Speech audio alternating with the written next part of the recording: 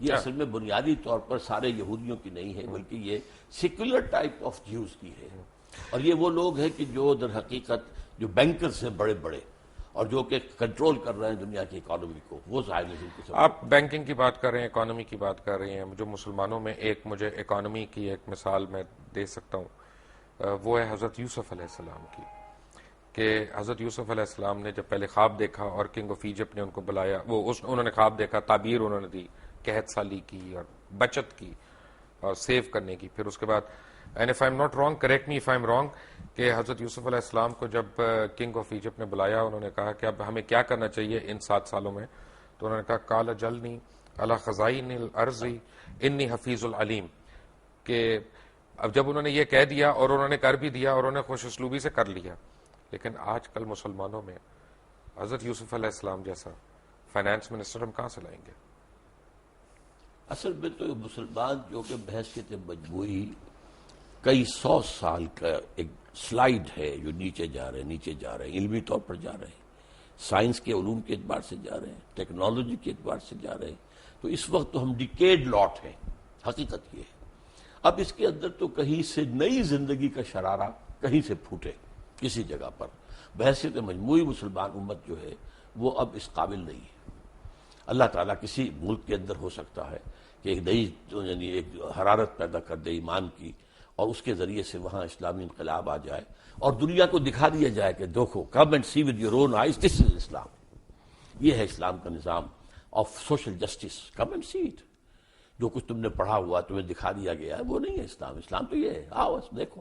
تو اصل میں یہ کام ہونا تو ہے، لیکن ابھی اس کے اور اس وقت کے دور کے درمیان بہت وقفہ ہے، اور اس میں وٹ آئی فیئر از کہ امت مسلمہ پر بڑا سخت عذاب اللہ کا آنے والا ہے، جس کا سب سے بڑا حصہ عربوں پر آئے گا، and number 2 on the divine hit list seems to be Pakistani Muslims. Why? Number 1 عرب کیوں ہیں؟ ان کی مادری زبان میں قرآن ہے، ان کو تو کوئی بچت ہی نہیں، ان میں سے محمد تھے صلی اللہ علیہ وسلم، اور اسی پر وہ ناس بھی کرتے ہیں، تو ان کے لیے تو در حقیقت اگر وہ جیسے جیسے آزاد ہوئے، کسی نے قرآن کو اپنا امام نہیں بنایا، قبلہ کسی نے بنا لیا واشنگٹن کو، کسی نے بنا لیا ماسکو کو، they are the biggest culprits. لیکن ہمارا جو کانسیپٹ اور ہمارا معاملہ کیا؟ نمبر 2، ہم نے ایک ملک بنایا اسلام کے نام پر، لاکھوں آدمی قتل ہوئے، کروڑ انسان جو ہے ادھر سے ادھر ہوا ہے، 1 کروڑ سے کم ایسٹ پنجاب ویسٹ پنجاب کے درمیان، لیکن وہ اسلام کہاں ہے؟ جو اسلام آج ہمارے پاس ہے وہ تو بھارت میں بھی ہے، نمازیں وہاں بھی ہیں، مسجدیں وہاں بھی ہیں، اور ہماری حج فلائٹس ہماری جاتی ہیں، ان کی بھی جاتی ہیں، بلکہ مجھے بتایا گیا ہے کہ حج کا انتظام جو ہے وہاں حج مشن جو ہے ہندوستان کا وہ کہیں بہتر ہے پاکستان کے حج مشن سے۔ تو اب ہمارا جو لیڈر کا کانسیپٹ ہے، جو اسلام ہمیں لیڈر کا کانسیپٹ دیتا ہے، وہ تو ہے امر بالمعروف و نہی عن المنکر، وہ کہاں سے ہم لائیں؟ انقلاب کے بعد ہوگا، اس سے پہلے تو نہیں۔ You have to bring about a revolution first. حضور نے ریولوشن برپا کیا، 13 سال میں ایک ریولوشنری پارٹی تیار کی ہے، دعوت ہے، تربیت ہے، تزکیہ ہے، تعلیم ہے، اور منظم کرنا ہے، ایک امیر کا حکم مانو، اس کے بعد باطل سے ٹکرایا ہے۔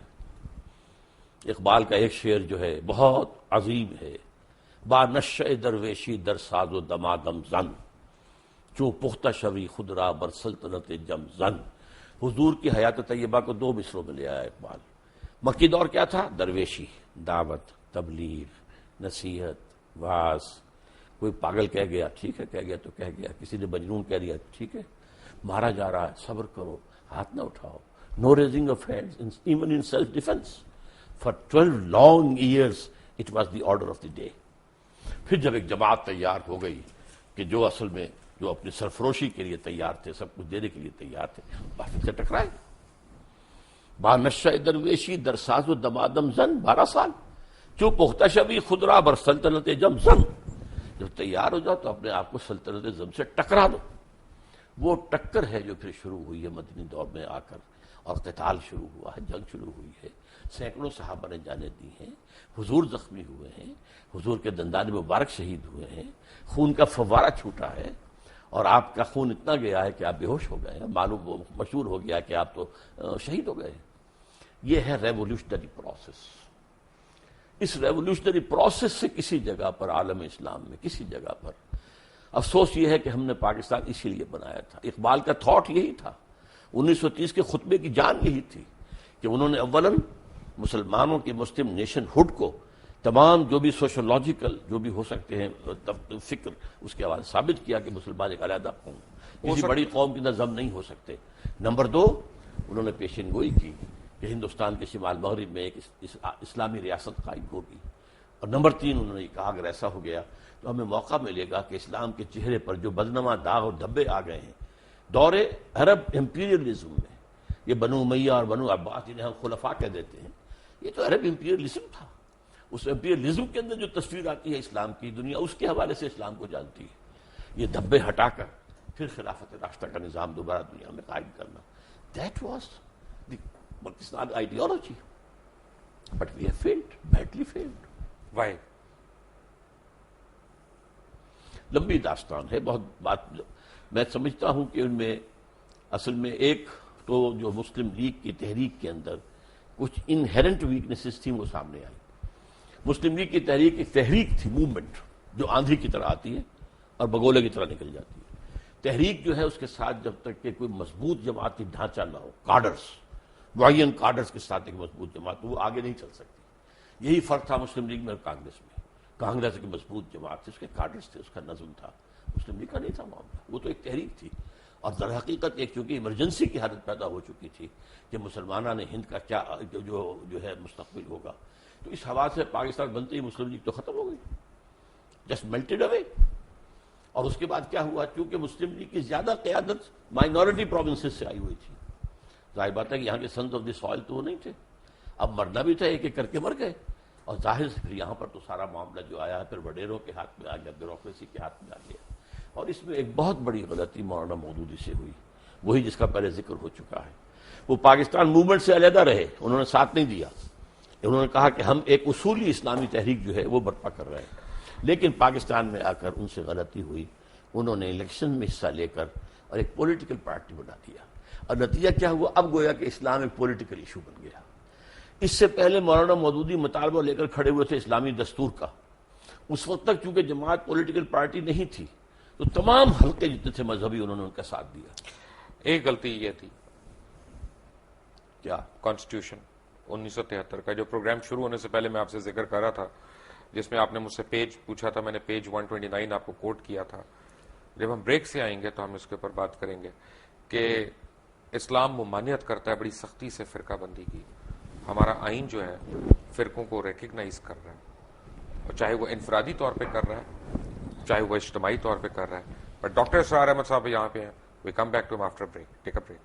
Welcome back from the break. Break پہ جانے سے پہلے آپ باتیں سن رہے تھے ڈاکٹر اسرار احمد کی. ڈاکٹر صاحب میں نے آپ کو کانسٹیٹیوشن دکھایا, اس میں پریمبل میں ایک چیز لکھی ہوئی ہے کہ where in the principles of democracy, freedom, equality, tolerance and social justice as enunciated by Islam shall be fully observed. اور دوسرا آگے پیج 129 پہ اسلامک پروویژنس کے اوپر لکھا ہے کہ in the application of this clause to the law of any Muslim sect, the expression Quran and Sunnah shall mean the Quran and Sunnah as interpreted by the sect.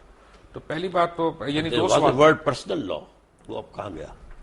Personal law of any Muslim اس کو کہیے. پہلا تو یہ ہے کہ democracy اور اسلام, جی ان کا مجھے تو تضاد لگتا ہے. مجھے نہیں لگتا, میں بتاتا ہوں آپ. بسم اللہ. Democracy as such is kufr and shirk. It is based on the principle of popular sovereignty. اسلام میں sovereignty belongs to God. اللہ بالکل. سروری زیبا فقط اس ذات بے ہمتا کو ہے, حکمراں ہے ایک وہی باقی بتانے آسری. اچھا, اس کا نتیجہ کیا ہے؟ اللہ کی کتاب اور اس کے رسول کی سنت, اس کی پابندی کرنی پڑے گی. اس کے اندر امرہم شورا بینہم, جہاں اللہ اور اس کے رسول کا کوئی حکم نہیں ہے وہاں بھی مشورے سے معاملہ طے کر لو.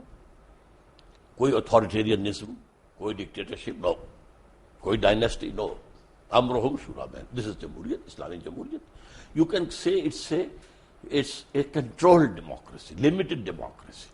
Limited by the injunctions of the Quran and the Sunnah, not by any person or any dynasty or any monarch, no whatsoever. By injunctions of the Quran and Sunnah.